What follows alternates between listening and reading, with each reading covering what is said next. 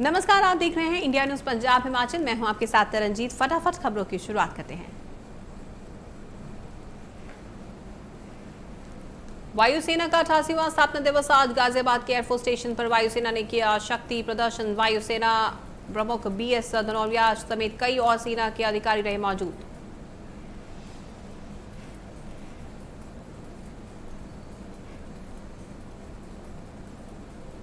स्थापना दिवस समारोह में शामिल होने के लिए CDS बिपिन रावत भी हिंडन एयरबेस पहुंचे, जहां उन्होंने तिरंगे को सलामी दी। वायुसेना के स्थापना दिवस समारोह में धनसेवा अध्यक्ष MM नरवणे भी पहुंचे, जहां उन्होंने परेड में शामिल होकर तिरंगे को सलामी दी। हिंडन एयरबेस पर सालाना परेड में वायुसेना के जवानों ने परेड निकालकर अपना दमखम दिखाया और तिरंगे को सलामी दी।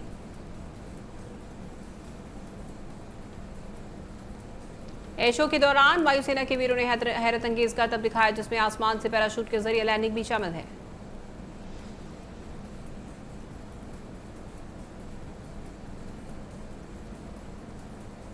दुश्मनों के लिए कहर बनकर बरसने वाले राफेल ने भी एयर शो में अपना जलवा दिखाया। एयर शो में राफेल की गर्जना ने लोगों को काफी रोमांचित किया।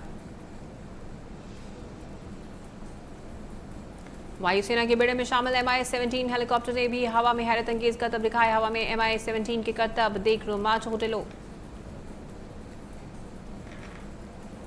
वायुसेना के स्थापना दिवस पर दुश्मनों की पल पल की खबर रखने वाले रोहिणी रडार सिस्टम को भी प्रदर्शित किया गया।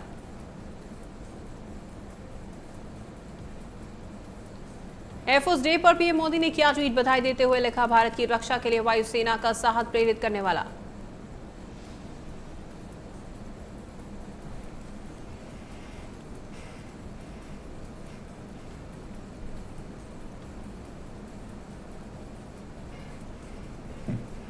PM मोदी ने वायुसेना के स्थापना दिवस पर एक वीडियो भी ट्वीट किया, जिसमें PM मोदी वायुसेना के जवानों के साथ नजर आ रहे हैं।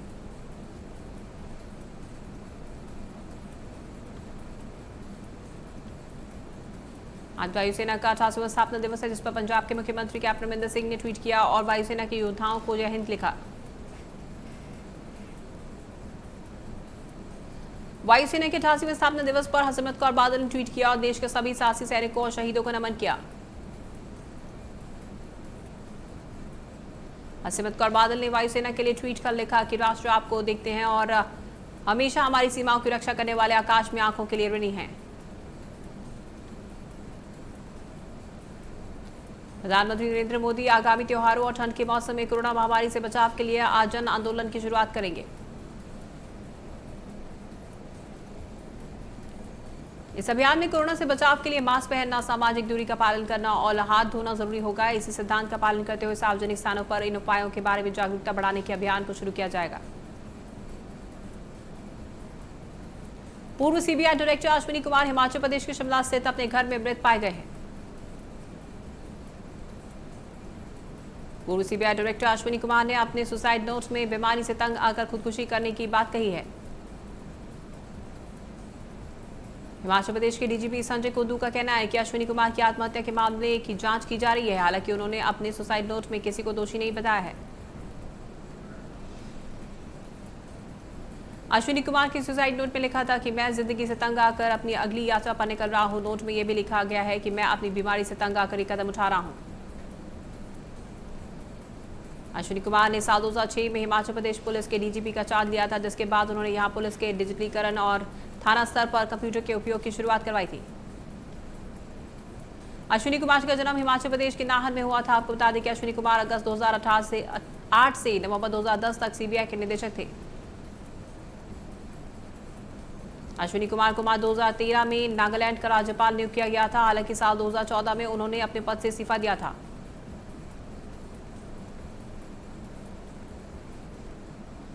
शिरोमणि अकाली दल के नेता विक्रम सिंह मजीठिया करतारपुर कॉरिडोर पहुंचे और डेरा बाबा नानक करतारपुर कॉरिडोर दोबारा खोलने की मांग की।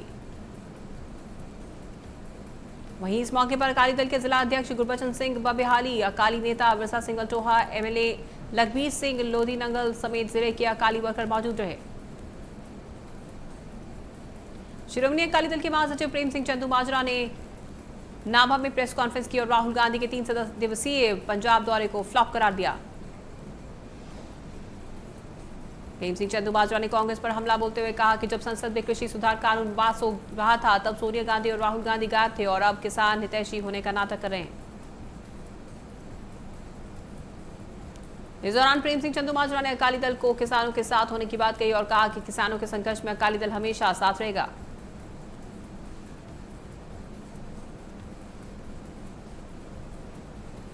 अकाली दल के वरिष्ठ नेता सिकंदर सिंह मलूका ने बठिंडा में अनाज मंडी का दौरा किया और किसानों के हित में अंत तक लड़ने की बात कही। इस दौरान सिकंदर सिंह मलूका ने कहा कि 2022 के विधानसभा चुनाव में अकाली दल अकेली चुनाव लड़ेगी और अपने दम पर चुनाव जीतेगी।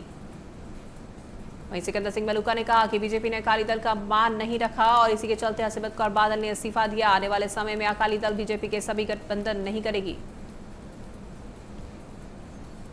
पठानकोट में बीजेपी कार्यकर्ताओं ने सुजानपुर से विधायक दिनेश सिंह बाबू की अगुवाई में कैप्टन सरकार के खिलाफ प्रदर्शन किया और जमकर नारेबाजी की। इस दौरान बीजेपी ने आरोप लगाया कि जिले में सड़कों की हालत बद से बदतर है और कैप्टन सरकार हर मोर्चे पर विफल करा दिया। तरनतारन के नौशहरा पन्नू में सीडीपीओ कार्यालय के बाहर आंगनबाड़ी वर्करों ने प्रदर्शन किया और प्रदेश सरकार के खिलाफ नारेबाजी की। वहीं प्रदर्शनकारी वर्करों के मुताबिक उन्हें पिछले 5 महीनों से वेतन नहीं मिला, जिसकी वजह से उन्हें भारी परेशानियों का सामना करना पड़ रहा। प्रदर्शनकारियों का कहना है कि जब तक उनकी मांग पूरी नहीं होगी धरना प्रदर्शन जारी रहेगा। हरियाणा वासियों को पंजाब जाने के लिए बेहद परेशानियों का सामना करना पड़ रहा है। दरअसल हरियाणा रोडवेज की बसों को पंजाब में दाखिल होने की मंजूरी अभी तक नहीं मिली है, लेकिन पंजाब रोडवेज की बसों को हरियाणा से होकर अन्य राज्य जाने के लिए कोई रोक टोक नहीं। पटियाला के बुड्ढा ग्राउंड में सीपीआई लिबरेशन की तरफ से पंजाब और मोदी सरकार के खिलाफ विरोध प्रदर्शन। प्रदर्शनकारियों की मांग है कि प्राइवेट कंपनियां महिलाओं को प्राइवेट लोन देने के बाद में उनसे दुगना ब्याज वसूल करती हैं, जिसे बंद किया जाए। यूपी के हाथरस कांड की पीड़िता को इंसाफ दिलाने के लिए पंजाब के सफाई कर्मचारियों ने लैला काका नगर काउंसिल के बाहर प्रदर्शन किया। वहीं प्रदर्शनकारियों ने योगी सरकार के खिलाफ जमकर नारेबाजी की और आरोपियों को फांसी की सजा देने की मांग की। तरनतारन में कस्बा जमाल के नजदीक गुरुद्वारा बीड़ बाबा में बूढ़ा साहब जी का सालाना जोड़ मेला श्रद्धा और उत्साह के साथ मनाया गया। बाबा बूढ़ा साहब जी के सालाना जोड़ मेले के आखिरी दिन श्री अखंड पाठ साहब जी के भोग डाले गए, जिसके चलते हजारों संगतों ने श्री गुरुद्वारा साहब में माथा टेक कर अपना जीवन सफल किया। मानसा के रहने वाले शहीद जसवंत सिंह अरुणाचल प्रदेश में चीन बॉर्डर पर तैनात थे, जो कि बटालियन की गाड़ी से दुर्घटनाग्रस्त हो गए थे। वहीं शहीद के परिवार को पंजाब सरकार की ओर से अब तक कोई भी आर्थिक मदद नहीं मिली। तरनतारन के कोटधन गांव के पास ऑटो रिक्शा और कंबाइन की टक्कर हो गई। हादसे में ऑटो रिक्शा में सवार 6 लोग जख्मी। घटना की सूचना मिलते ही पुलिस मौके पर पहुंची और घायलों को नजदीकी अस्पताल में भर्ती कराया गया। फिलहाल पुलिस ने कंबाइन चालक के खिलाफ मामला दर्ज कर लिया है। दूरी में एचडीएफसी बैंक की ब्रांच में अचानक आग लग गई, जिसे बुझाने के लिए बैंक में मौजूद अग्निशमन यंत्र का इस्तेमाल किया गया और आग पर काबू पाया गया। वहीं बैंक में लगी आग से कोई जानी नुकसान नहीं हुआ। हालांकि आग लगने की वजह गैस लीक होना बताया जा रहा है। फाजिल्का के थाना खुइया सरोवर पुलिस को एक बार फिर सफलता हासिल हुई। पुलिस ने राजस्थान से लाए जा रहे 1 क्विंटल पोस्ट की खेप और 65,000 नशीली गोलियां बरामद की। फिलहाल पुलिस ने ट्रक चालक और उसके साथी को काबू किया, अदालत में पेश किया और आगे की कार्रवाई शुरू की। संक्रमित विधायक के संपर्क में आने के बाद सीएम जयराम ठाकुर ने खुद को 3 दिनों के लिए होम क्वारंटीन किया, जिसकी वजह से कैबिनेट की बैठक स्थगित। सुरेश भारद्वाज के संक्रमित होने पर सीएम जयराम ने ट्वीट करते हुए कहा कि सुरेश भारद्वाज का संक्रमित होना चिंताजनक। सीएम ने सुरेश भारद्वाज के जल्द स्वस्थ होने की कामना की।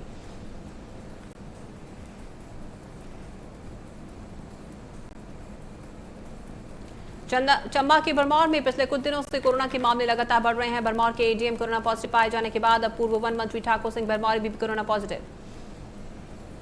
ठाकुर सिंह भरमौरी की पत्नी और एक अन्य युवक की रिपोर्ट कोरोना पॉजिटिव आई है। वहीं प्रशासन ने उन्हें होम क्वारंटीन कर दिया है।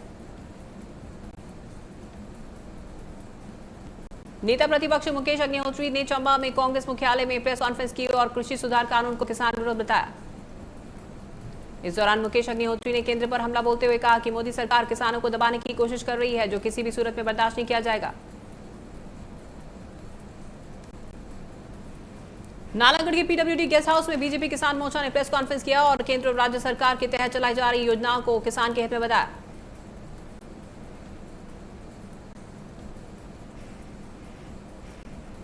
शिमला में परिवहन मंत्री विक्रम सिंह ठाकुर ने कहा कि कोरोना के संकट काल में एचआरटीसी को 278 करोड़ रुपए का नुकसान हुआ और 82% आय का नुकसान। इस दौरान परिवहन मंत्री विक्रम सिंह ठाकुर ने कहा कि जल्द ही पड़ोसी राज्यों के लिए बस सेवाएं शुरू की जाएंगी। अटल टनल की सुरक्षा को लेकर शासन प्रशासन गंभीर है। इसी कड़ी में कुल्लू पुलिस ने जवानों की तैनाती बढ़ा दी है और टनल की सुरक्षा को लेकर नए नियम जारी किए।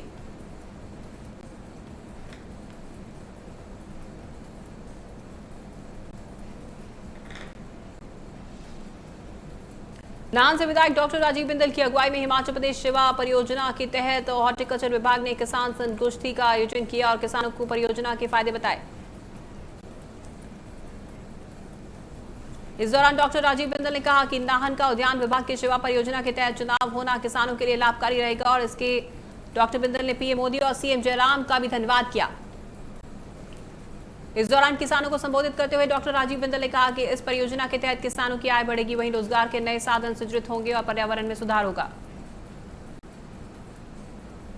The fastest Indian Karen D'Souza का नया रिकॉर्ड। मनाली के देव टिब्बा चोटी पर महज 19 घंटे 38 मिनट में पूरी की गई चढ़ाई। आमतौर पर चोटी तक पहुंचने में लगता है 10 दिन का समय।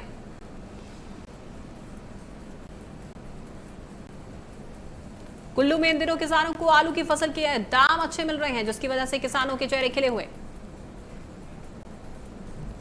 वहीं लाहौल में किसान आलू की कई किस्म उगा रहे हैं और इससे किसानों को भी काफी लाभ मिल रहा है। बाहरी राज्यों में आलू की सप्लाई की जा रही है।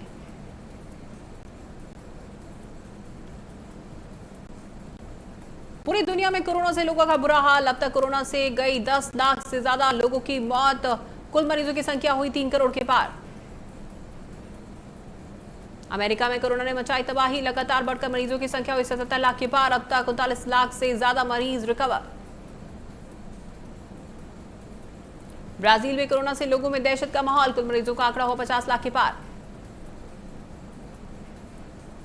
रूस में कोरोना का आतंक जारी। लगातार बढ़कर मरीजों की संख्या हुई 12 लाख के पार। अब तक 21,000 से ज्यादा लोगों की कोरोना से हुई मौत। स्पेन में नहीं थम रही कोरोना की रफ्तार। अब तक सामने आए 8 लाख से ज्यादा मरीज। कोरोना से 32,000 से ज्यादा लोगों की मौत। दक्षिण अफ्रीका में कोरोना से लोगों का बुरा हाल। कोरोना से हुई 17,000 से ज्यादा मरीजों की मौत। कुल मरीजों की संख्या हुई 6 लाख के पार। अब तक 6 लाख से ज्यादा मरीज रिकवर। देश में एक दिन में सामने 78,000 से ज्यादा केस। 963 लोगों की मौत। कुल मरीजों की संख्या हुई 68 लाख के पार। कोरोना ने महाराष्ट्र में मचाई तबाही। एक दिन में कोरोना से हुए 355 लोगों की मौत। कोरोना के मामले में देश में दूसरे नंबर पर आंध्र प्रदेश। लगातार बढ़कर कोरोना मरीजों का आंकड़ा हुआ 7 लाख के पार। अभी 39,000 से ज्यादा केस एक्टिव।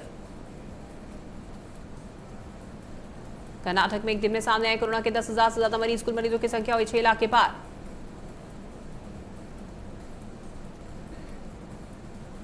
उत्तर प्रदेश में कोरोना से लोगों में दहशत। एक दिन में गई 47 लोगों की जान। कुल मौत का आंकड़ा हुआ 6,000 के पार। दिल्ली में लगातार बढ़ रहा कोरोना मरीजों का आंकड़ा। 24 घंटे में सामने आए 2,000 से ज्यादा मरीज। 35 लोगों की मौत। हरियाणा में पिछले 24 घंटे में कोरोना के 1283 नए मामले सामने आए। वहीं 19 लोगों की कोरोना से मौत। प्रदेश में कोरोना की 11,000 से ज्यादा एक्टिव केस। वहीं अब रिकवरी रेट बढ़कर 90% हुआ। आपको बता दें कि 10 लाख लोगों में 82,000 से ज्यादा लोगों की जांच हुई। पंजाब में कोरोना का कहर बरकरार, जहां पिछले 24 घंटे में कोरोना के 851 से ज्यादा मामले सामने आए। पंजाब में अब तक कोरोना के 1 लाख से ज्यादा लोग संक्रमित हैं और 11,000 से ज्यादा एक्टिव केस। वहीं 1 लाख से ज्यादा मरीज recover.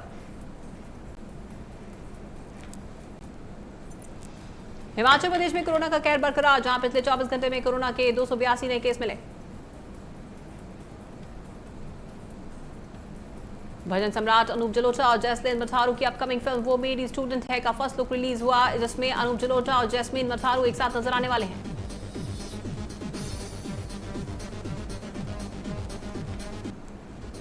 Actor Ali Fazal Hollywood film code name Johnny Walker में लीड रोल में नजर आने वाले हैं। अली जल्द ही इस फिल्म की शूटिंग के लिए अमेरिका जाएंगे और लॉस एंजलिस को स्टूडियो में शूटिंग करेंगे। पंजाबी एक्ट्रेस हिमांशी खुराना कोरोना से जंग जीत चुकी हैं। 29 सितंबर को ऑक्सीजन की कमी के कारण हिमांशी को हॉस्पिटल में एडमिट किया गया था। अब वो फिट होकर घर आ चुकी हैं। दिव्या खोसला कुमार और पर्ल वी पुरी का नया सॉन्ग तेरी आंखों में रिलीज हो गया है। सॉन्ग को नेहा कक्कड़ और दर्शन रावल ने गाया है और मनन भारद्वाज ने कंपोज किया। छोटी मोटी गलतियों को इतना सबसे एहसान कर दे, तू जो है नाराज मेरी सांसें ना चले। यामी गौतम और Vikrant Massey star film Ginny Weds Sunny Netflix पर 9 अक्टूबर को रिलीज होगी। एक रोमांटिक कॉमेडी फिल्म है जिसे विनोद बच्चन ने प्रोड्यूस किया है। फिल्म के गाने रिलीज से पहले ही हिट हुए। मिर्जापुर 2 के ट्रेलर को रिलीज होते ही इसके बायकॉट की मांग उठने लगी है, जिसकी वजह से अली फजल और फरहान अख्तर का होना। अली फजल सीए एनआरसी के खिलाफ प्रोटेस्ट कर रहे लोगों को सपोर्ट करने गए थे, जिसके बाद से मिर्जापुर 2 के सोशल मीडिया पर बायकॉट का मांग उठने लगी है। एक्टर जितेंद्र अपनी बेटी एकता कपूर के वेब शो बारिश से डिजिटल डेब्यू करने जा रहे हैं। शो में जितेंद्र जीतू जीत गांधी नाम के हीरो व्यापारी का रोल निभाएंगे। साइंस फिक्शन वेब सीरीज में एक साथ नजर आएंगे राधिका आप्टे और विजय वर्मा। इस वेब सीरीज का निर्देशन शिप ऑफ थीसिस के लिए राष्ट्रीय पुरस्कार हासिल कर चुके निर्देशक आनंद गांधी करेंगे। फिल्म गिनी विद सनी का नया सॉन्ग रूबरू रिलीज हुआ। सोनी म्यूजिक इंडिया के बैनर तले ये सॉन्ग रिलीज किया गया है। सॉन्ग को कमाल खान ने गाया। बॉबी देओल ने बॉलीवुड इंडस्ट्री में 25 साल का शानदार सफर पूरा किया। बॉबी ने एक सोशल मीडिया पर वीडियो शेयर किया है, जिसमें बॉबी के सफर को दिखाया गया।